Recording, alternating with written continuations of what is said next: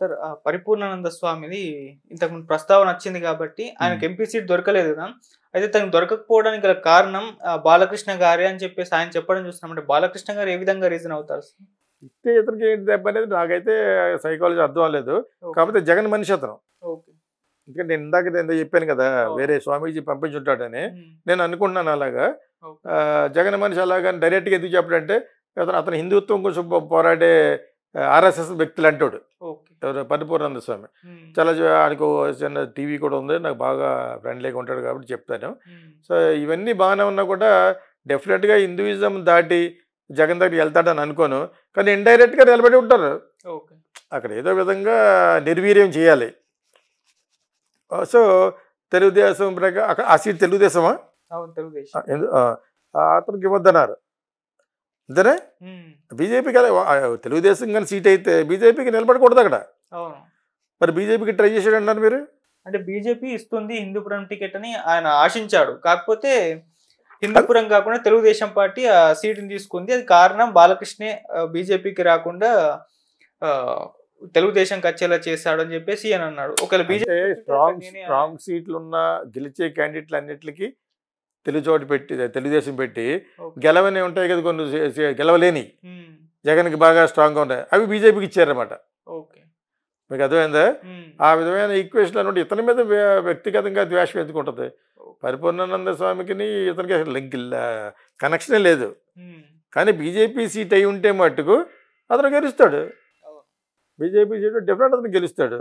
కాకపోతే అక్కడ బీజేపీ కాకుండా కూడా తెలుగుదేశానికి ఎక్కువ చెప్పాను కదా కంచుకోటని. మరి అటువంటి కంచుకోట బీజేపీ ఎందుకు ఇస్తారండి? అది బాలకృష్ణ చెప్పడం ఉంది. Balakrishna is nothing. చంద్రబాబు నాయుడు గారు అంటే ఎక్కి తెలిసేటి మీకు అర్థమైంది. ఇప్పుడు మీకు ఇది బిగ్ టాక్ లీటరు ఎక్స్పీరియన్స్. ఇవాళ రేపు 40 ఏళ్ళు అయిందట తెలుగుదేశం పుట్టి. అంచేత మనం జనరల్గా మాట్లాడుకున్నప్పుడు జగన్ గురించి ఇలాగా నువ్వు చేయట్లేదు అన్నప్పుడు మనం అక్కడ ఆ సందర్భంలో వాళ్ళు మాట్లాడుకుంటాం. అదర్వైజ్ అతని కంటే ఎక్కువ మనకే తెలుసు. హిందూపురం వాళ్ళ సీట్ అది. ఓకే, అక్కడ బాలకృష్ణని ఓడించడం కూడా it's very difficult. N T Ramarao గారి కాడి నుంచి అది కొంచెం కోట అది. అంచేది ఇప్పుడు ఏమన్నా వాళ్ళ మేరకి అక్కడ కానీ ఓడించాలని ట్రై చేస్తాడు అతను. ఎందుకంటే అటువంటి బాగా ఉన్న చోట పాగా వేయాలని జగన్ యొక్క సిస్టమ్ అది. కాకపోతే పోయిన ఎలక్షన్కి ఇప్పటికి చాలా తేడా ఉంది కదా. ఇప్పుడు అతనికి చాలా బ్యాడ్ నేమ్ కూడా కొట్టేసుకున్నాడు. బ్యాడ్ నేమ్ అంటే మరి ప్రజల్లో బ్యాడ్ నేమ్ ఉంది కదా. ప్రజల్లో జగన్కు ఉన్నంత బ్యాడ్ నేమ్ ఎవరికి లేదు బై ఆల్ మీన్స్. ఓకే, అయినా కూడా డబ్బులు పడిపోతున్నాయి కాబట్టి వేస్తారని నేను అనుకుంటున్నాను. మీకు అర్థమైందా? అదర్వైజ్ బ్యాడ్ నేమ్ ఎంత కావాలో అది బోల్ అది కొనేసుకున్నాడు అతను వెనకాల. అటువంటిది ఈ 3 సీట్లలోనూ ఓడిస్తే ఇక్కడే కాదు అక్కడ పెద్ద ఉన్న చోట ప్రతి చోట ఓడిస్తారు. మరి లాస్ట్ టైం మరి అలాగే ఓడిపోయాడు పవన్ కళ్యాణ్. 2 చోట స్ట్రాంగే కాపులు అక్కడ, గాజువాకలోను భీమవరంలోను. మరి 2 చోట్ల ఓడిపోయాడు కదా. మీకు అర్థమైనప్పుడు మీకు అప్పుడు బాగా రియలైజేషన్ వచ్చింది అతను. వచ్చినా కూడా పొలిటికల్ అనాలిసిస్ లేదు అతనికి, స్ట్రాటజీస్ లేవు, తెలియదు అతనికి. అది లేవు ఎందుకు చెప్తున్నాం అంటే తను నేర్చుకుంటాడు, ఇంకేమి నేర్చుకుంటాడు. ఈ ఎలక్షన్లు అయిపోతే ముసలాడు అయిపోయినట్టు లెక్క, దీని తర్వాత గ్లామర్ పోయినట్టు లెక్క. కానీ స్టిల్ అతను కాకుండా ఆ 21 సీట్లు 15 గెలిచినాయి అనుకోండి, అప్పుడు ఏదో విధంగా ఇతను గిరికిస్తారు గవర్నమెంట్లో. అర్థమైనప్పుడు మీకు ఆ 21 సీట్లలో ఇతను ఓడిపోయి వాళ్ళు గెలిచినా కూడా ఇతనికి ఏదో విధంగా అకామిడేట్ చేస్తారు. అలా చేయొచ్చు, ఏదో ఉంది, some system is there. So మరి అటువంటి క్యాండిడేట్లు కూడా లేరని విన్నాను.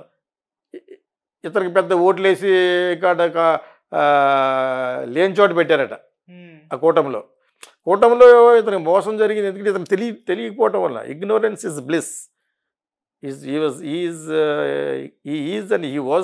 is ignorant of many things. Not only him, his brother also, including all brothers. They are not very light thinking and all. Political thought లేదు వాళ్ళకి, అస్సలు లేదు. అంచేత ఇండిపెండెంట్గా పేరు లేదు, ఒక స్టార్లుగా ఇమేజ్ ఉంది అంతే. ఎస్, స్టార్లుగా చిరంజీవి ఎంత పెద్ద నటుడు, అంతకంటే పెద్ద నటుడు ఇప్పుడు పవన్ కళ్యాణ్. ఫ్లాప్ సినిమా కూడా దరిదాపుల్లో కలెక్ట్ చేసేస్తుంది. దాన్ని పొలిటికల్గా వాడుకోలేకపోయారు. అక్కడ స్ట్రాటజీ బాగా చీలైపోయారు. అతను అసమర్థత కాదు, అక్కడ చీలైపోయాడు అంతే. ఇంత 10 సంవత్సరాల గ్యాప్లో అతను ఎంతో బిల్డప్ చేయొచ్చు. ఎస్టీ నేను మళ్ళీ చెప్తున్నాను, అర్థం చేసుకోవచ్చు, మళ్ళీ అర్థం చేసుకోవాలి. అతను ఎస్టీ ఎస్సీ బీసీలు పెట్టుకుని చంకలో నేను మీకోసమే బతుకుతానని చెప్పి మా వాళ్ళు కూడా పాడైపోయారు. వాళ్ళని బీసీ చేస్తామో లేదో తెలియదు కానీ, రిజర్వేషన్ ఇస్తామో లేదో తెలియదు కానీ, వాళ్ళు కూడా నేను వెళ్ళకపోతే నేను గెలవలేను, ఇక మిగతా రెడ్డి గిడ్డి ఏం పక్క వదిలేయచ్చు, ఏమన్నా ఉంటే బ్రాహ్మిన్స్ కూడా పెట్టుకోవచ్చు కూడా, అంతే తప్పితే అది గెలిచేవాడు. నేను ఎప్పుడు 7-8 ఏళ్ళు చెప్తున్నాను ఇలాగ. ఇతను జగన్ యొక్క స్ట్రాటజీ అది కదా, ఎస్టీ ఎస్టీ బీసీలో కదా పట్టుకున్నాడు. అందుకని అతను ఏం చేయలేకపోతున్నారు. చేతిలో గవర్నమెంట్ ఉంది కాబట్టి వాళ్ళు డబ్బులు వేస్తున్నాడు కదా. అలాగే నేనే వేస్తాను ఒక 10-20% అటు ఇట్లోను అంటే వాళ్ళని జాగ్రత్తగా పెట్టుకుని అతను వాళ్ళకి ఎంతైతే వాల్యూ ఇచ్చాడో అంతా కాపులకు ఇవ్వాల్సింది. ఇప్పుడుగా ఎప్పటి నుంచి చెప్తున్నాను. లేదు కంచెపాల అంటాడు, కంచెపాల అంటాడు. ఇక సినిమా తీసేవాడు కమ్మోళ్ళు ఉంటారు అన్నమాట కొంతమంది. వాళ్ళ అన్నయ్య అంతే, అలా అల్లు అరవింద్ అంతే. సినిమా తీసేవాళ్ళు వాళ్ళ దగ్గర డబ్బు ఉంది కాబట్టి వాళ్ళు ఎక్కువ మంది ఉండేవారు. ఈ మధ్యన రెడ్లు కనపడతారు కొంతమంది. ఆ కృష్ణారెడ్డి అన్న డైరెక్టర్ రెడ్డి, బాపక్క కృష్ణ మా రెడ్డి అతను. సో అలాగే అక్కడక్కడ వస్తారు. లేదా రెడ్లు కూడా సినిమా ఫీల్డ్లో లేరు. మీకు అర్థమైనప్పుడు మీకు ఉంటే గింటే కాపులే ఉన్నారు. ఇంకా ప్రొడక్షన్లో కాదు, ప్రొడక్షన్లో డబ్బులు వాళ్ళ దగ్గర యాక్టర్లుగా చిరంజీవి ఉన్నారు కదా. మీకు అర్థమైనప్పుడు మీకు సినిమా తీసేవాళ్ళు మటుకు వాళ్ళే ఉన్నారు. అంటే వీళ్ళ రిలేషన్షిప్ ఎప్పుడు వాళ్ళతోటి పెట్టుకునేవారు అనమాట. తప్పు లేదు, డిప్లొమాటిక్గా ఉండాలి కాబట్టి. Okay, politics is different. చిరంజీవితో అన్ని సినిమాలు తీసి ఇంక చిరంజీవి లేకపోతే నేను లేను, నేను లేకపోతే చిరంజీవి లేను అనుకున్న అశ్విని దత్తే ఎలక్షన్లో వచ్చేటప్పుడు తెలుగుదేశంలో జంప్ చేశాడు. ప్రజారాజ్యంలో ఉండి గెలిచి ఉండేవాడు. దత్తుకమ్మ అర్థమైంది మీకు. వీళ్ళు చంద్రమండలిలో గెంటేసినా కమ్మ అంటారు వాళ్ళు. మలయాళం వాడు వచ్చి టీ కొట్టు పెట్టుకుంటాడు చంద్రమండలిలో తీసుకెళ్ళి వదిలితేనే. అంత ఫీలింగ్ వీళ్ళిద్దరికీ. అదేవిధంగా నేను ఎందుకు ఆంధ్రాలో బాధపడితే నేనేం చేయను, జరుగుతున్న ఫ్యాక్ట్ అది. దట్ ఈస్ వై మీ కమ్యూనిటీ పైకి వచ్చింది. శ్రీదత్ చిరంజీవికి ఎంత క్లోజ్ అంటే ఈ రోజున అలా చేసి ఉంటే సంవత్సరానికి ఒక సినిమా రామ్ చరణ్ తోటి, సంవత్సరానికి ఒక సినిమా బన్నీతోటి, సంవత్సరానికి ఒక సినిమా చిరంజీవితోటి, పవన్ కళ్యాణ్తో తీస్తూ ఉండవలసిన కంపెనీ అది వైజయంతి అంటేనే. ఈ ఒక్క కమ్మ ఫీలింగు నువ్వేం చేయలేవు కానీ నువ్వు ఎన్ని చెయ్యి వాళ్ళు అబాక పోతారు. అలా పోయాడు, ఓడిపోయాడు అక్కడ. అర్థమైనప్పుడు నీకు నేను ఎవరి మీద ద్వేషంతో చెప్పట్లేదు. నేను పెళ్లి చేసుకుంటే బ్రాహ్మణ అమ్మాయిని. మీకు అర్థమైనప్పుడు మీకు I don't have any feeling about that. జరుగుతుంది చెప్పాలి కాబట్టి చెప్తున్నాను. యాక్చువల్గా this is what happened. Ashwith అయితే దెబ్బతిన్నాడు. ఇప్పటి వరకు ఈ రోజు వరకు అతనికి డేట్లు వీళ్ళ కాదు కానీ ఎవరెవరు అతనికి ఆ అల్లుడు వచ్చాడు కాబట్టి ఇప్పుడు ప్రభాస్ని పట్టుకున్నారు. లేకపోతే అతనికి మహేష్ బాబు ఇవ్వడం, అతనితో సినిమాలు అట్టర్ ఫ్లాప్ అయిపోయినాయి. అతని వల్ల దెబ్బ అయిపోయాడు. ఆ గుణశేఖర్ డైరెక్ట్ చేసిన సినిమాలు ఉన్నాయి కదా, ఆ సినిమాతోటి జూనియర్ ఎన్టీఆర్ అంత ఆ టైంలో ఎవరు రక్షించాలి వీళ్ళని? ఇతను ఇవ్వాలి. రామ్ చరణ్ కానీ చిరంజీవి కానీ ఎవరు, ఎందుకంటే నువ్వు మరి పార్టీ పెట్టబడి పక్క వెళ్ళిపోయావు కదా మరి. అందుకనే చిరంజీవిని నమ్ముకున్న వాళ్ళు ఎవడో పాడవలేదు అంటారు. దేనికి దానికే ఉంటుంది బాబు ప్యాకేజ్. ఊరికనే మన కోపం వస్తే చిరంజీవి గురించి బ్యాట్గా మాట్లాడేసి అవి కాదు. అతను నమ్ముకున్న వాళ్ళు చాలా తక్కువ మంది దెబ్బతింటారు, ఎక్కువ మంది బాగుపడ్డారు. Same thing with Pawan Kalyan. ఇప్పుడు నవ్వు రామ్ చరణ్ అండ్ బన్నీ హాట్ కేక్లు వీళ్ళందరూ. ఇప్పుడు మీకు అర్థమైనప్పుడు నీకు తెలియని వాళ్ళు అది కూడా చెప్పేశాను. విజయ్ దేవరకొండ గారు, సో ఆయన మీద ఎన్నో రూమర్స్ రావడం, మనం రష్మిక మందన్ తోటి ప్రేమలో ఉన్నాడు, పెళ్లి చేసుకోబోతున్నాను రూమర్స్ వచ్చాయి. ఖుషి టైంలో సమంత గారితో ప్రేమలో ఉన్నాడు అని రూమర్స్ వచ్చాయి. ఇప్పుడు ఫ్యామిలీ స్టార్ సినిమా రిలీజ్ అవబోతున్న సందర్భంగా ఒక ఇంటర్వ్యూ ఇచ్చారు. సో ఈ లవ్ గురించి ఆయన అడిగితే ప్రేమ వివాహం చేసుకుంటాను, అమ్మ నాన్నలకు ఆ అమ్మాయి ఇష్టం ఉండాలని చెప్పేసి ఆయన చెప్పడం, ఇది కాస్త మీమ్స్ సోషల్ మీడియాలో రష్మిక మందని అని చెప్పేసి ఇట్లా కొన్ని రావడం చూస్తున్నాం సార్. మరి మీ ఒపీనియన్ సార్ ఆయన వ్యాఖ్యలపై? నా ఒపీనియన్ నాకు బాగానే నచ్చింది. నేను కూడా రోడ్డు మీదకి వెళ్ళినప్పుడు 10 మంది ప్రేమిస్తూ ఉంటాను. అందంగా ఎవరితో మంచి ఫిట్టింగ్ బాగా కనపడదు అనుకోండి, అంటే లవ్లో పడిపోతాను. ఈలోగా పోతా బస్సు. ఓకే, సో అంచేత ఆ రొమాంటిక్ ఆ ఫీల్ గుడ్నెస్ ఇంట్లో లోపల ఉన్న వాళ్ళు ప్రతి ఒక్కరు అయితే అందులో మనకంటే ఇంకా వయసులో ఉన్నాడు కాబట్టి ఎవరు కొంచెం గిలిగింతలు పెట్టి అక్కడెక్కడ గిల్లింది అనుకోండి దానికి పడిపోతాడు. అలా మండాన గిల్లి ఉంటుంది, సమంత గిల్లి ఉంటుంది. ఎవడు యాక్ట్ చేస్తున్నప్పుడు వాళ్ళు గిల్లుతూ ఉంటారు. మీకు అర్థమైనప్పుడు అక్కడ ఏం జరుగుతుందో మీకు తెలియదు కదా.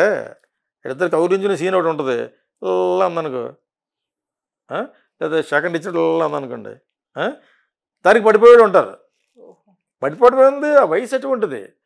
సో ఒకటి ఐ అప్రిషియేట్ దట్ ఫెలో, ఆ డెసిషన్ తీసుకున్నది. లవ్ చేసుకుంటాను అలా మధ్య వచ్చిన ఫీటింగ్ ఏంటంటే ఫ్యామిలీ మన సినిమాలాగా మా తల్లిదండ్రులు ఒప్పుకోవాలి ఎందుకు ఒప్పుకుంటారు. నీకు ఇష్టమైన అమ్మాయి నువ్వు బతికే బతుకు జీవితాంతంలో హ్యాపీగా ఉండగలంటే పెళ్లి చేసుకోమని అంటే ఏ తల్లిదండ్రులు కూడా లేదనరు ఈ రోజుల్లో. ఎస్పెషల్లీ ఇక పెళ్ళిళ్ళు నిలబట్టలేదు. ఒకళ్ళు నిలబడినా కూడా వేణు షాపు లాంటి వాడు నిలబడిన ఎవడాడు ఇద్దరు ఎడిపోతాడు అదో నా కొడుకు. అర్థమైంది మీకు? అంచేత ఇతను ప్రేమించి పెళ్లి చేసుకోవడం అనేది వెరీ గుడ్ డెసిషన్.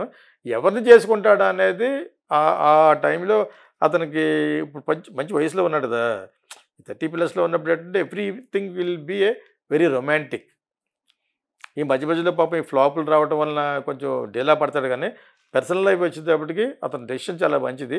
కాకపోతే మేబీ ఇప్పుడు సూర్య వాళ్ళే పెళ్లి చేసుకున్నారు ఒక అమ్మాయిని, వాళ్ళ ఇంట్లో అపోజ్ చేశారు. అమ్మాయి ముస్లిం, జ్యోతిక, నగ్మా చెల్లి కదా. సో తర్వాత అడ్జస్ట్ అయిపోయింది, బాగా అడ్జస్ట్ అయిపోయి చాలా లెవెల్కి వచ్చి వాళ్ళ తమ్ముడు వల్ల ప్రశస్తమైన తమిళమ్మని చేసుకున్నాడు, కార్తీ అన్నవాడు. ఇతను కూడా ట్రెడిషనల్గా నాన్ ఫిల్మీ చేసుకుంటేనే మంచిదని నేను అనుకుంటాను. బికాజ్ ఇతను చాలా అమితంగా ప్రేమలో పడే వ్యక్తి కాబట్టి అంతటి లవ్లీ అమ్మాయిని బయట దొరుకుతారు. వాళ్ళ కమ్యూనిటీ మంచి కమ్యూనిటీ ఫిలం దొరలలో. సో అందులో ఫిల్మ్ కాకుండా ఉంటే బెటర్ నా ఉద్దేశం. ఏంటంటే ఇలాగ ఉంటుంది ఫిలిం అనేటప్పటికీ, ట్రస్ట్ ఉండదు.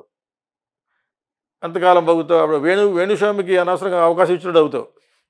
అదే మీకు నా ఉద్దేశం ప్రకారంగా ప్రేమించి పెళ్లి చేసుకో, సెలెక్ట్ ఎ గుడ్ గర్ల్. ఇతరికే కాదు, ప్రభాస్ కూడా నేను ఇచ్చే సందేశం అదే. Marry a non filmy girl. So do not bring that family into the films. Venkatesh best example, కరెక్టే కదా. బాలకృష్ణ వీళ్ళంతా కూడా తెలియదు. Why Chiranjeevi, including Ram Charan, Bunny, they not film people. పెద్దవాళ్ళు అండి, అయినా ఫిల్మ్ పీపుల్ కాదు. అలాగే నువ్వు కూడా do not come to film people. దొంగ ముక్కలు వాళ్ళు ఎడ్గాలేస్తాడు పోతారు. ఇంక మార్కెట్ పోయింది అనుకోండి పోతుంది అది. That is my advice. But marry only love చేసి మ్యారీ చేసుకో. ఇతను ఒకటను ప్రభాస్ కూడా, ఇద్దరు కూడా రొమాంటిక్ ఫెలోసే కాబట్టి, నీకంటే పెద్దవాడు అతను 10 ఏళ్ళు. But still you both marry a non filmy girl. నా అడ్వైస్.